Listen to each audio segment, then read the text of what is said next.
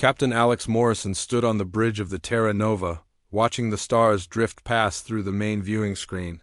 The ship had been traveling through space for 3 weeks now, heading back to Earth after a routine mission to the outer colonies. Alex was a tall man with brown hair and serious eyes. He had been commanding starships for 15 years, and he knew space like most people knew their own neighborhoods. "Captain, we're getting a priority message from Earth," said Lieutenant Commander Lisa Grant from her station. Lisa was his tactical officer, a smart woman with short black hair who never missed anything important. She had been serving with Alex for 5 years, and he trusted her completely. "Put it through," Alex said, settling into his command chair. The message appeared on the main screen. It was from Admiral Ryan Hughes, head of Earth's Space Fleet. The Admiral looked worried, which was unusual. Ryan Hughes never looked worried about anything. "Alex, I need you to return to Earth immediately. Change course now and push your engines as hard as they can go. Something big is happening with the Council, and we need all our best people here. That's all I can say over an open channel." "Hughes." "Out." The message ended, leaving the bridge in silence. Alex looked at Lisa, who was already checking their current position. "We can reach Earth in 4 days if we push the engines to maximum," Lisa reported. "Do it," Alex ordered. "And send a message to Dr. Kevin Walsh. Tell him to prepare a full report on everything we learned during our mission. Something tells me we're going to need it." Dr. Walsh was the ship's chief science officer, a thin man with glasses who could figure out almost anything. He had been studying the alien ruins they had found on their last mission, trying to understand the ancient technology. Meanwhile, on the capital world of Centauri Prime, Ambassador Claire Roberts stood in the massive council chamber. The room was huge, with seats for representatives from over 200 different alien species. Claire was a small woman with gray hair, but she had a strong voice and had been speaking for humanity in the council for 10 years. Today was different. Though, today, the Celestial Tribunal had called a special meeting. The tribunal was made up of the 5 most powerful species in the galaxy, and they made all the important decisions for the council. The leader was Elder Thaxon, a tall creature from the Valdorian race.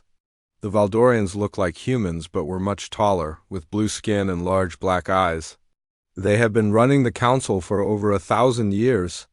"Ambassador Roberts," Elder Thaxon said, his voice echoing through the chamber. "Humanity has been part of our council for nearly 200 years. In that time, we have watched your species carefully." Claire stood straight and waited. She had learned that it was best to let the aliens speak first in these meetings. "We have decided that humanity represents a danger to galactic peace," Thaxon continued. "Your species has a history of violence and war. Even now, you maintain military fleets and weapons of destruction." Other alien representatives nodded in agreement. Claire noticed that many of them looked scared when they looked at her, as if she might attack them at any moment. This was strange, since humans had never started a fight with any council species. "Therefore," Thaxon announced, "the tribunal has decided to offer humanity a choice. You may achieve true peace by dismantling all your military forces, destroying your weapons, and accepting council oversight of all human activities. You will have 6 months to comply with this requirement." Claire felt her heart start beating faster. "And if we refuse?" she asked. "Then humanity will be expelled from the council and declared an enemy of galactic peace. All council species will be forbidden from trading with you or helping you in any way. You will be alone in the galaxy." The chamber was completely quiet. Claire looked around at the hundreds of alien faces staring at her. Most looked afraid, but some looked excited, as if they wanted to see what would happen next. "I will need to discuss this with my government," Claire said carefully. "Of course," Thaxon replied. "You have 6 months. Use the time wisely." Back on Earth, President Don Carter sat in the White House Situation Room with his top advisors. The room was underground, protected by thick walls and electronic shields. Around the table sat Defense Secretary Karen Blake, Admiral Hughes, and General Steve Collins, head of Earth's ground forces. "They want us to what?" General Collins asked, his face red with anger. Steve was a big man who had spent his whole life in the military. The idea of giving up all human weapons made him furious. Complete disarmament, President Carter repeated. No military ships, no weapons, no defensive systems. They want us completely helpless. Karen Blake, a serious woman with short brown hair, studied the report from Ambassador Roberts. This doesn't make sense, she said. We've never threatened any council species. We followed every rule and regulation they've given us. Why would they do this now? Admiral Hughes leaned forward. I've been thinking about that. In the past 50 years, I've noticed that several species have disappeared from council records. The Zentari, the Krell, the Morphic Collective, all of them were asked to disarm for the sake of peace. All of them agreed. And now there's no trace of them anywhere in the galaxy. The room went quiet. President Carter, a tall man with white hair who had been leading Earth for 8 years, looked at each of his advisors. Are you saying the Council has been destroying species that disarm? He asked. I'm saying it's possible, Hughes replied. And if I'm right, then agreeing to their demands would be the end of humanity. Meanwhile, the Terra Nova was racing through space toward Earth. In the ship's science lab, Dr. Walsh was working on something that would change everything.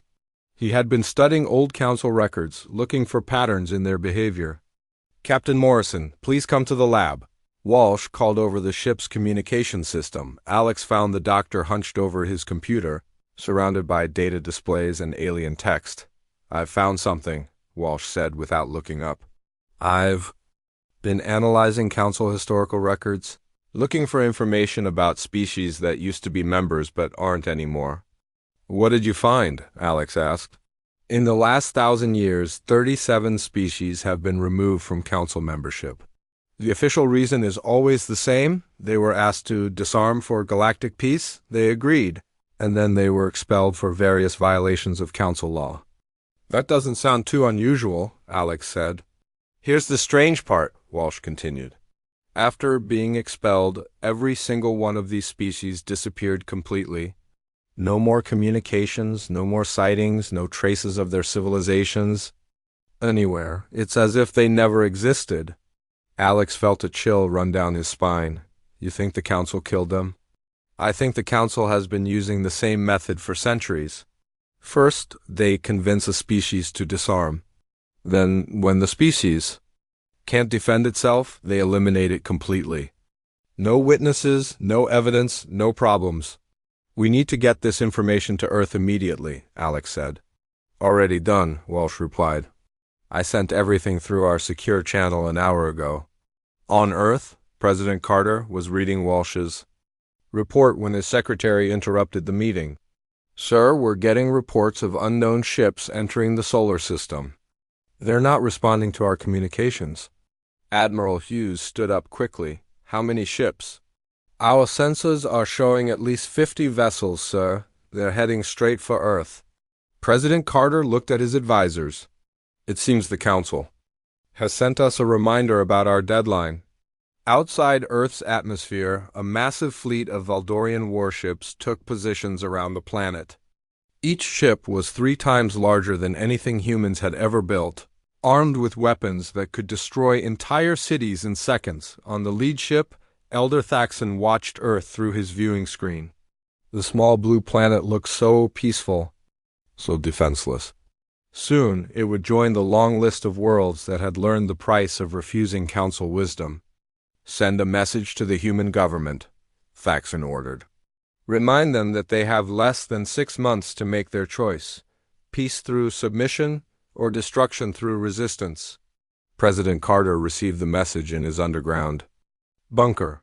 He looked at the faces of his advisors, seeing the same determination in their eyes that he felt in his heart. Gentlemen, lady, he said quietly, I think humanity is about to make the most important decision in our history. 3 months had passed since the Council's ultimatum. The Valdorian fleet still surrounded Earth like a ring of metal death, their massive ships blocking out stars in the night sky. People all over the world looked up and saw the alien vessels. Constant reminders that humanity's time was running out. Dr. Kevin Walsh had not slept properly in weeks. He spent every day in his underground laboratory beneath Geneva, digging through thousands of old council records. His eyes were red from staring at computer screens, and his hands shook from too much coffee, but he could not stop working. He knew that somewhere in all this data was proof of what the council really wanted. "I found something," he said into his communication device. Within minutes, Admiral Ryan Hughes and Defense Secretary Karen Blake were standing in his lab, looking at the massive display screen on the wall. "Look at this pattern," Walsh said, pointing to a timeline that stretched across the screen. "Every 50 to 70 years, the Council picks a species and demands they disarm. They always use the same excuse about galactic peace and safety." "We know that already," Admiral Hughes said, his voice tired. The stress of the past months had aged him, and his hair was now completely gray. "But look at what happens next," Walsh continued. He pressed a button, and the timeline changed. After each species agrees to disarm, they are given exactly 2 years of peace. Then suddenly, Council records show they have violated some obscure law. They are expelled from the Council and declared enemies of peace. Karen Blake studied the screen carefully. She was known for her ability to see patterns that others missed. "What kind of violations?" "Different ones each time," Walsh explained. "Illegal research, unauthorized colonization, conspiracy against the Council. But here's the interesting part. I cross-referenced these violations with Council law databases. In every case, the laws they supposedly broke did not exist when the violations occurred. The laws were created after the accusations were made." Admiral Hughes felt his stomach drop. "They made up the laws after deciding to destroy the species?" "Exactly. And once a species is declared an enemy of the Council, all other member species are required to help eliminate them. It's called the Collective Defense Protocol." The 3 humans stood in silence, understanding what this meant. If humanity agreed to disarm, they would have perhaps 2 years before the Council found an excuse to destroy them. If they refused to disarm, the Council would attack them immediately. "We need to show this to the President," Karen said. President Dan Carter was in his office when they arrived. He had been reading reports from around the world, trying to understand how ordinary people were dealing with the crisis. In some places, people were demanding that Earth surrender to save lives. In other places, people were volunteering to fight, even though they had no idea how to fight aliens with advanced technology. "Show me what you found," the president said. Dr. Walsh presented his evidence on the large screen in the president's office. Charts and timelines filled the display, showing the fate of dozens of alien species over the past 1,000 years. Every single species that accepted Council demands was destroyed within 5 years, Walsh concluded. There are no exceptions. The Council has been systematically eliminating any species that might become powerful enough to challenge their control. President Carter studied the data for a long time. Finally, he looked up at his advisors. "How certain are you about this?" "Completely certain," Walsh replied. "I've checked the data 20 different ways. The pattern is clear and consistent." The president walked to his window and looked out at the city. Even during the day, the alien ships were visible as dark spots against the sky. "So our choice is to die now fighting or die later defenseless. Those appear to be our only options," Admiral Hughes said. "Unless," Karen Blake said slowly, "we find a third option." Everyone looked at her. "What kind of third option?" "What? If we pretend to agree to their demands while secretly preparing for war? Buy ourselves time to build defenses and weapons they don't expect." Admiral Hughes shook his head.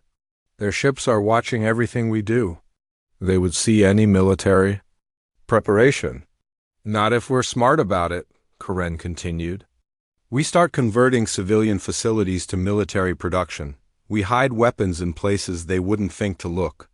We train soldiers in civilian clothes." President Carter thought about this idea. It was risky, but it might be their only chance. Meanwhile, on the other side of the galaxy, Captain Alex Morrison was meeting with representatives from the Korath species. The Korath had been council members for over 300 years, but they were not happy about it. They looked like large cats that walked upright with golden fur and green eyes. "Your species interests us," said Korath leader Vex through. A translation device. You are the first to openly question the Council's demands in our memory.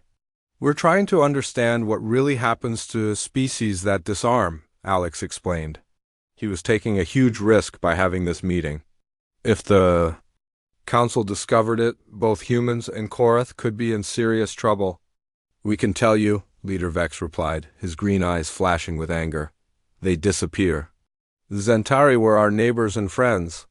One day they were celebrating their new peaceful status. The next day their worlds were empty. No bodies. No destruction, no explanation, just empty planets. What did the Council say happened? They said the Zentari had secretly developed forbidden weapons and had to be relocated for everyone's safety. But we knew the Zentari. They were the most peaceful species in the galaxy. They would never hurt anyone. Alex felt his heart beating faster. Are there other species that feel the way you do? Leader Vex was quiet for a moment, then nodded. Many species fear the Council but dare not speak against them. The Valdorians have spies everywhere, and questioning Council decisions is considered treason. What if someone were to unite these species? What if we all stood together against the Council? That would be war, Leader Vex said simply, and the Council has never lost a war. There's always a first time, Alex replied, back on Earth. The debate was raging in every government building, every news program, and every home. The United Nations had been in emergency session for 2 weeks, with representatives from every country arguing about humanity's future. Dr. Rachel Kim, Earth's chief expert on alien biology, stood before the UN Assembly. She was a small woman, with long black hair, but her voice was strong and clear. The evidence is overwhelming, she announced. The Council has been systematically destroying species for centuries. If we submit to their demands, we will join the list of civilizations that have vanished without a trace. But if we fight, millions will die, argued the representative from Brazil. How can we choose war when peace is possible? Peace is not possible, Dr. Kim replied firmly. The Council is not offering us peace. They are offering us a slow death, instead of a quick one. In military bases around the world, preparations were already beginning. General Steve Collins was coordinating with officers like Commander Jake Patterson and Colonel Amy Thompson. They were quietly moving equipment and personnel, trying to look like they were preparing for surrender while actually preparing for war. The key is to make them think we're complying, General Collins explained to his staff. We shut down obvious military facilities while building hidden ones.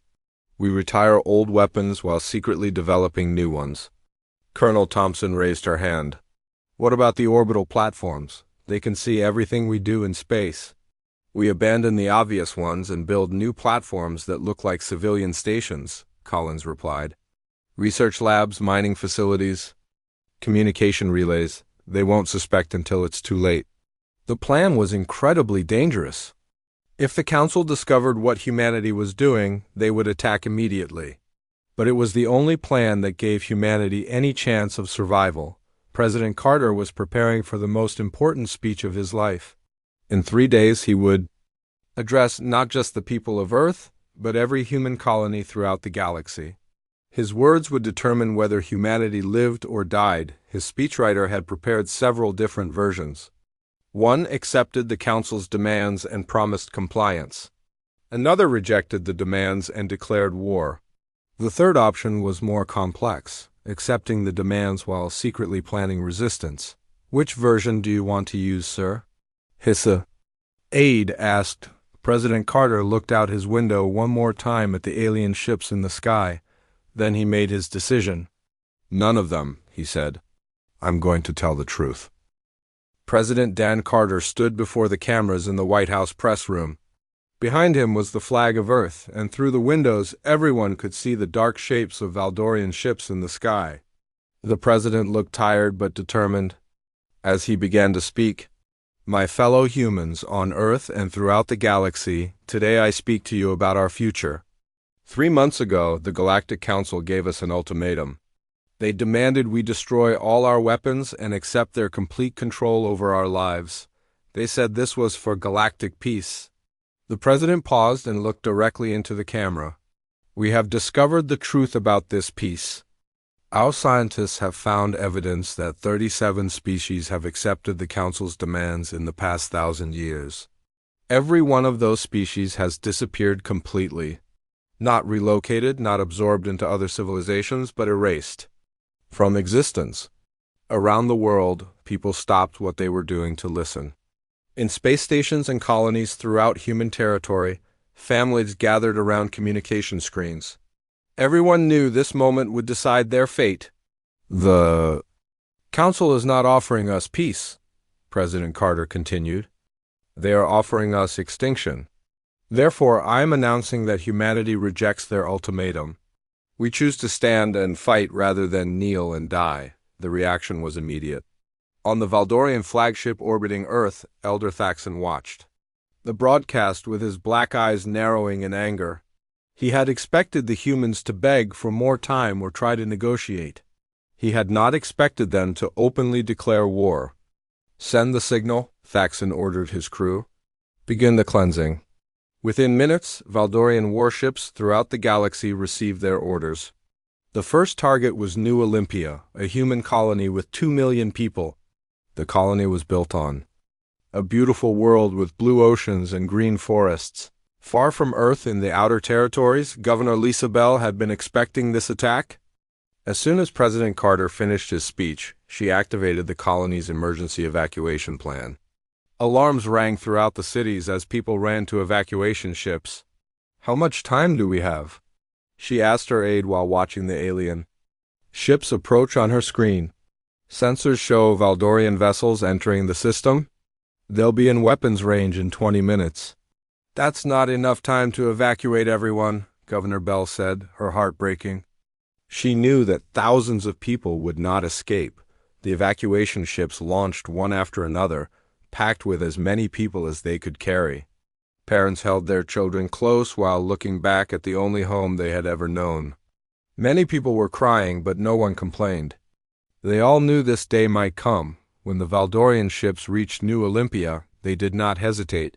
Beams of energy shot down from space, turning cities into ash in seconds. The forests burned, the oceans boiled, and within an hour, the beautiful world was nothing but a dead rock floating in space. Half of the colony's population escaped. 1 million people died, but the humans were not defenseless. Admiral Ryan Hughes had been preparing for this moment for months. Hidden throughout human space were weapons and ships that the Council had never seen. The moment the attack on New Olympia began, Hughes activated every secret military facility humanity had built. Captain Alex Morrison was commanding the defense of the Kepler system when the main Valdorian fleet arrived.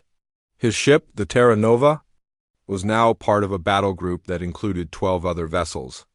It was not nearly enough to fight the 50 alien warships approaching them, but Alex had no intention of running.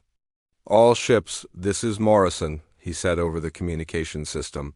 "Remember, we're not just fighting for ourselves. We're fighting for every species the Council has destroyed and every species they plan to destroy in the future."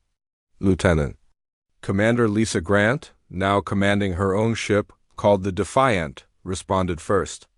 "We're with you, Alex. Let's show these aliens what humans can do." The battle began badly for the humans.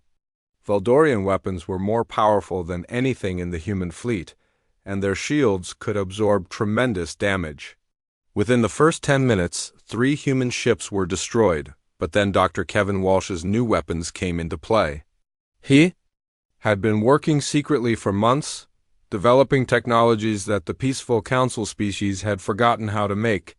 The first was a kinetic bombardment system that fired chunks of metal at incredible speeds.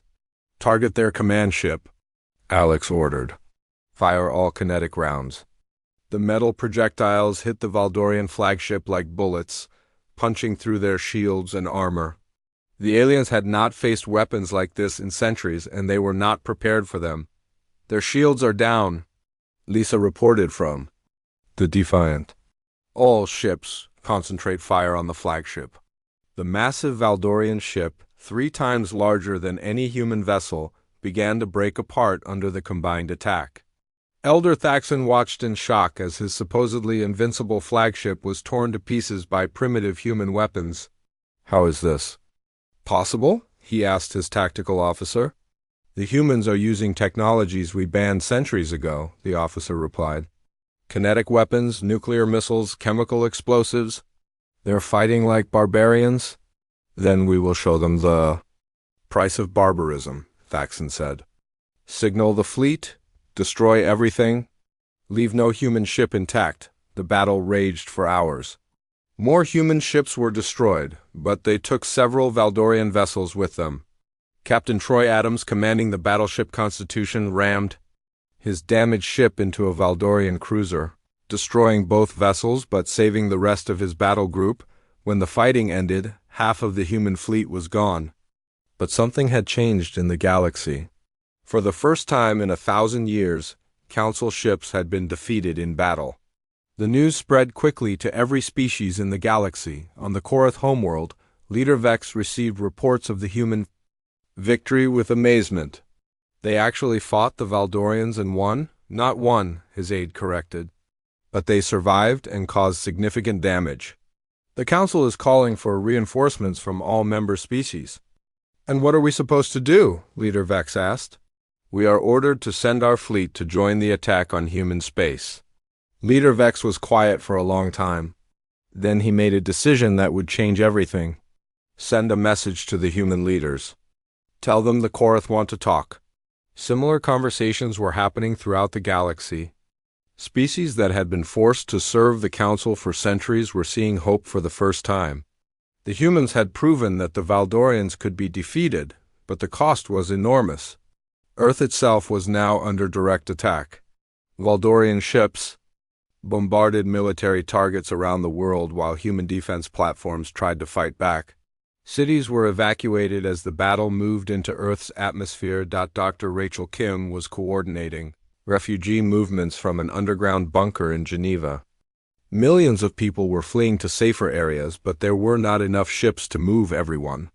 "How many evacuation vessels do we have?" she asked her staff. 47 ships currently loading passengers," replied her assistant. "But we need at least 200 ships to evacuate the major cities." "Then we make do with what we have," Dr. Kim said firmly. "Save who we can and keep fighting." In space above Earth, Captain Beth Miller commanded the carrier Intrepid in a desperate battle against Valdorian cruisers. Her fighter pilots were outnumbered 10 to 1, but they fought with a desperation that surprised the aliens. "This is Red?" "Leader," came a voice over the radio. "I'm out of missiles and my guns are overheating, but I'm not giving up." "None of us are giving up," Captain Miller replied. "We're protecting our home. Fight until your last breath." The battle for Earth lasted 3 days. When it was over, the planet's surface was scarred with blast craters and burning cities. But Earth was still free, and humanity was still fighting. President Carter emerged from his bunker to survey the damage. Half of the world's major cities had been evacuated, and millions of people were homeless. But they were alive, and they were free. "What's our status?" he asked Admiral Hughes. "We've lost 60% of our fleet," Hughes reported. "But we've destroyed or damaged over 30 Council ships. More importantly, we're getting messages from other species. Some want to join us." "How many species?" "So far, 12 have made contact. They want to fight alongside us against the Council." President Carter looked up at the sky, where human and alien ships were still engaged in distant battles. "Then maybe we have a chance after all." The war was just beginning, but humanity had survived the first assault. More importantly, they had inspired others to join their cause. The galaxy would never be the same. 18 months had passed since the war began. Earth looked very different now. Many of its great cities lay in ruins, their buildings turned to rubble by alien weapons. President Don Carter governed from deep underground bunkers, connected to the surface world only by secure communication lines.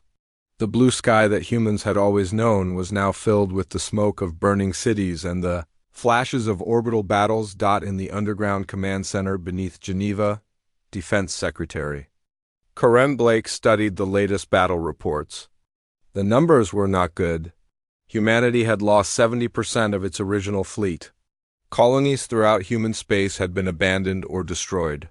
Millions of refugees crowded into the few safe worlds that remained. "How many ships do we have left?" President Carter asked during the morning briefing. 43 combat vessels still operational, Admiral Ryan Hughes reported. His uniform was wrinkled and his face was thin from months of stress. "The Valdorians have over 300 ships hunting us throughout the galaxy, and our allies? The Korath have 20 ships fighting with us. The Breezy contributed 15 vessels before their homeworld was attacked. We've also got small groups from 6 other species, but most are afraid to openly join us." President Carter nodded grimly. The math was simple and brutal. Even with their alien allies, humanity was outnumbered 8-1. Every battle cost them ships they could not replace, but something was changing in the galaxy.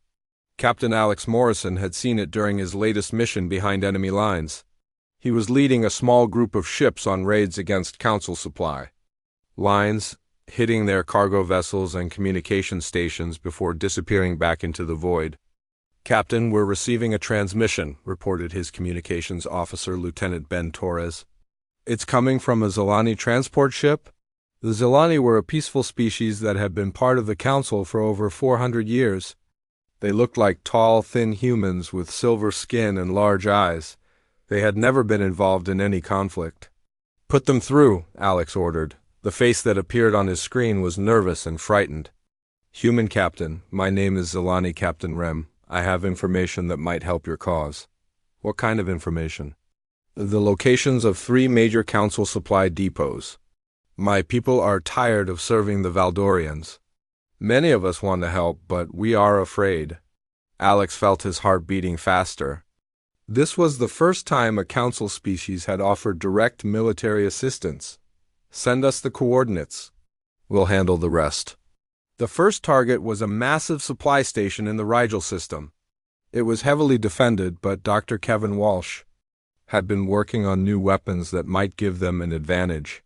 His latest creation was something he called a quantum disruptor, a device that could tear holes in space itself. "The theory is simple," Walsh explained to Alex over a secure communication link. "Instead of fighting their shields, we bypass them completely.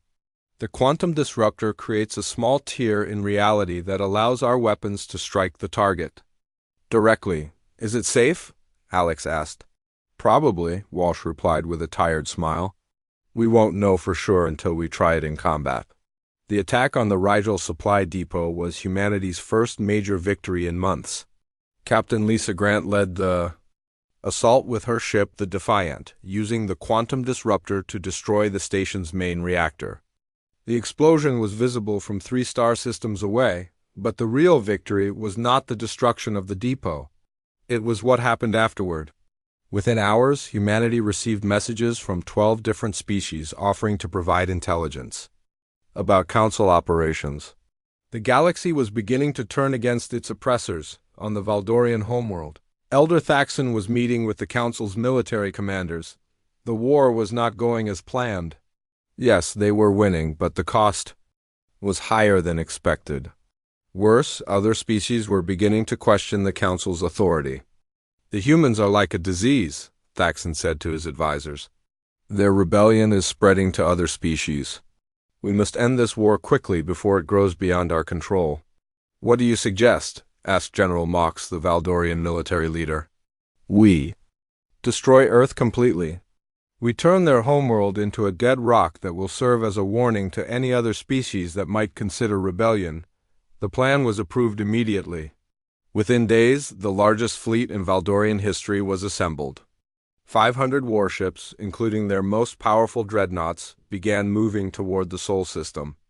Their mission was simple: erase humanity from the galaxy forever, but humanity was not defenseless. Dr. Walsh had been working on his most ambitious project yet. Deep in the asteroid belt between Mars and Jupiter, hidden construction facilities had been building something that no one in the galaxy had seen for over 1,000 years, a fortress station armed with weapons that could destroy entire fleets. "It's not finished," Walsh reported to President Carter. "We need at least 6 more months to complete the weapon systems." "We don't have 6 months," the president replied. "Intelligence reports show the Valdorian main fleet will reach Earth in 3 weeks. Then we fight with what we have," Admiral Hughes said. "Every ship, every weapon, every person who can hold a gun." The final preparations began immediately. Every human warship in the galaxy was recalled to defend Earth. Captain Morrison brought his raiders back from behind enemy lines. Captain Grant assembled a battle group of damaged ships held together with spare parts and determination. Even civilian vessels were armed with whatever weapons could be found. The first sign of the approaching fleet appeared on long-range sensors 2 weeks later. The Valdorian armada was so large that it created gravity distortions in space, bending light around the massive collection of warships. 500 ships confirmed, reported the sensor officer on the command station. Estimated arrival in the Sol system in 48 hours. President Carter made one final broadcast to the people of Earth and all human colonies. His words were carried to every corner of human space, to refugee camps and hidden bases, to warships preparing for battle and families saying goodbye. Tomorrow, we face the largest enemy fleet in galactic history, he said, looking directly into the camera. They come to destroy us completely, to erase humanity from existence. But we will not go quietly into the dark. He paused, thinking of all the species that had faced this same moment throughout history, all the civilizations that had been destroyed by Council fleets. We fight not just for ourselves, but for everyone the Council has murdered, and everyone they plan to murder in the future. We fight for the right to exist, the right to be free, the right to determine our own destiny. The battle began at dawn, Earth time. The Valdorian fleet emerged from hyperspace like a swarm of metal locusts, their ships blocking out the sun. The human defense fleet, 43 ships against 500, moved to intercept them. Captain Morrison led the first attack, his battle group charging straight at the enemy formation. "All ships, remember what we're fighting for. Give them everything we've got." The opening exchange was devastating. Human ships disappeared in balls of fire as Valdorian weapons found their targets. But the quantum disruptors began taking their toll on the alien fleet. Captain Adams, commanding a new ship called Liberty, used the experimental weapons to destroy 3 Valdorian cruisers in the first 10 minutes of battle. The fighting raged throughout the solar system. Battles were fought near Mars, in the asteroid belt, and around the moons of Jupiter. Human ships used hit-and-run tactics, striking fast and disappearing before the enemy could respond. But slowly, inevitably, the human fleet was being destroyed.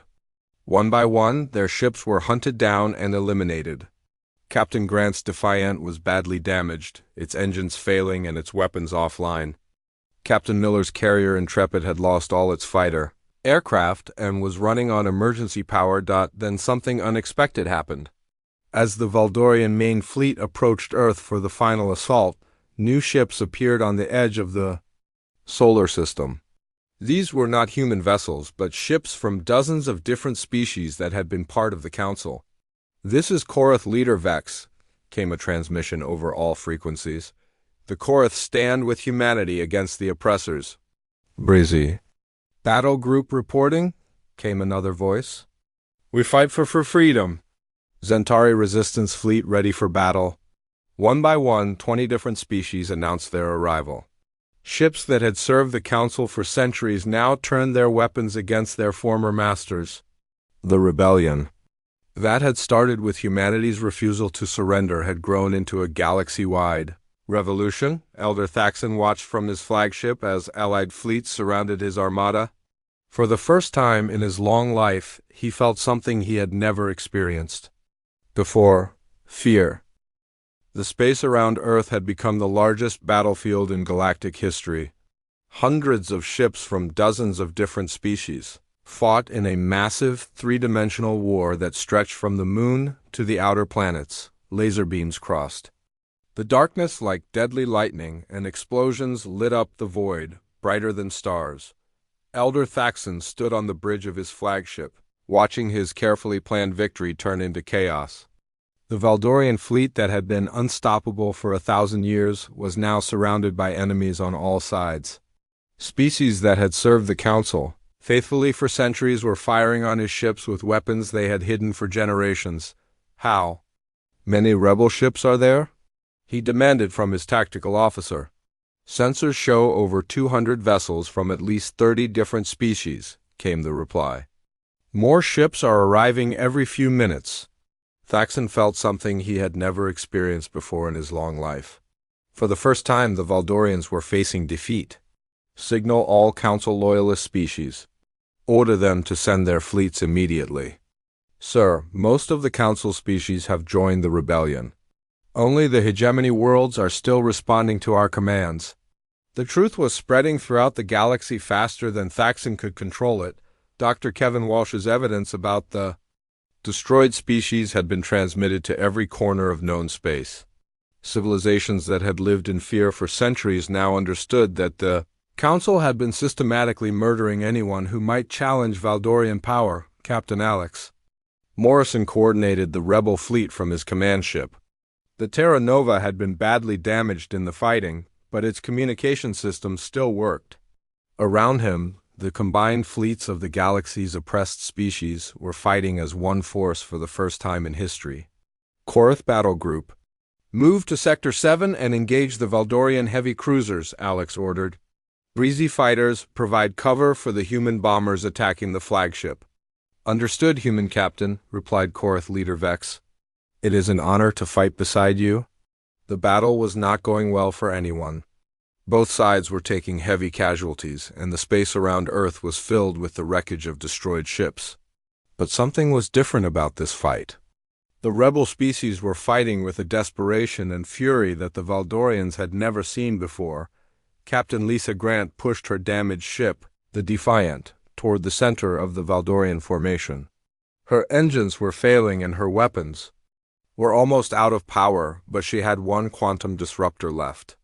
This is for every species you murdered, she said as she aimed at Thaxon's flagship. The quantum disruptor tore a hole in space itself, bypassing the massive ship's shields and armor. The energy beam struck the flagship's main reactor, causing an explosion that could be seen from Mars. Elder Thaxon had just enough time to realize that his 1,000-year reign of terror was ending. Then his ship and everything in it was consumed by fire. With their leader dead and their flagship destroyed, the Valdorian fleet began to fall apart. Ships that had fought together for centuries suddenly found themselves without orders or coordination. Some tried to continue fighting, but most began to retreat toward the edge of the solar system. "All rebel ships, pursue the fleeing Valdorians," Admiral Ryan Hughes commanded from his battle station on Earth. "Don't let them escape to regroup." The chase lasted for hours, with rebel ships hunting down Valdorian vessels throughout the outer solar system. By the time the fighting ended, less than 50 Valdorian ships had escaped. The rest were either destroyed or surrendered. President Don Carter emerged from his underground bunker to see the sun for the first time in months. The sky above Earth was no longer filled with enemy ships, but with the vessels of humanity's new allies. Ships from dozens of species orbited the planet, their crews celebrating the victory that had seemed impossible just days before. "What's our status?" the president asked his advisors. "The Valdorian main fleet has been destroyed," reported Defense Secretary Karen Blake. "We're receiving surrender messages from Council forces throughout the galaxy. Most of the member species are declaring independence from Valdorian rule." "And casualties?"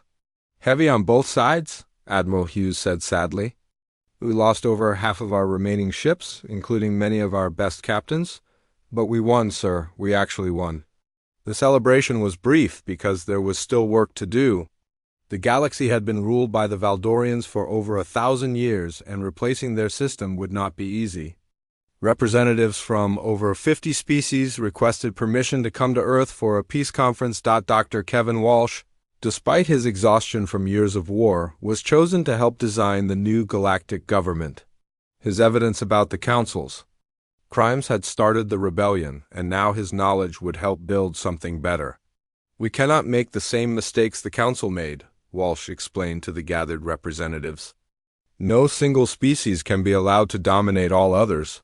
The new government must be based on equality and voluntary cooperation. The negotiations took months, but eventually a new system was created. It was called the Galactic Federation, and every member species had an equal voice in its decisions.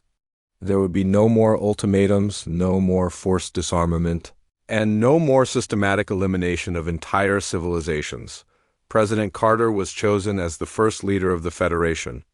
Not because humanity was the strongest species, but because humans had been the first to stand up against tyranny. In his acceptance speech, he spoke to representatives from across the galaxy.